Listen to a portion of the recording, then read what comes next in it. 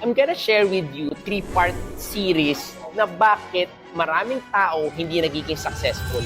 Bakit maraming tao hindi umaasenso. Number 1 of this 3-part series will be fear, takot. Whether we like it or not, dito sa Pilipinas, pinalaki tayo sa takot. In fact, yun yung force ng discipline na ginawa sa atin. Well, hindi yan yung kasalanan ng magulang natin.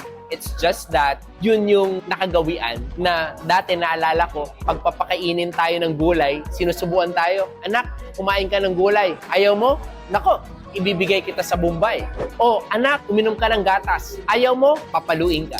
So, pinalaki tayo sa fear. Kaya that's why, ngayon, very fearful tayo pag meron tayong nakitang opportunity. Marami tayong fears. Marami tayong takot. But I wanna encourage you, anything and everything na first time mong gagawin, lagi yan nakakatakot. Naalala mo yung first day mo sa school? Hindi mo alam kung ano mangyayari? First day mo sa work? First time mong tumawid sa footbridge? First time mong tumawid sa highway, lahat nakakatakot. Pero yung second, yung third, yung fourth, yung fifth time na, yung several times na nakakatakot pa ba? Hindi na. Because ang fear, mostly sa simula lang. Sabi nga, ang fear itself, it's false expectation appearing real. In short, hindi totoo. So, defeat fear and have faith.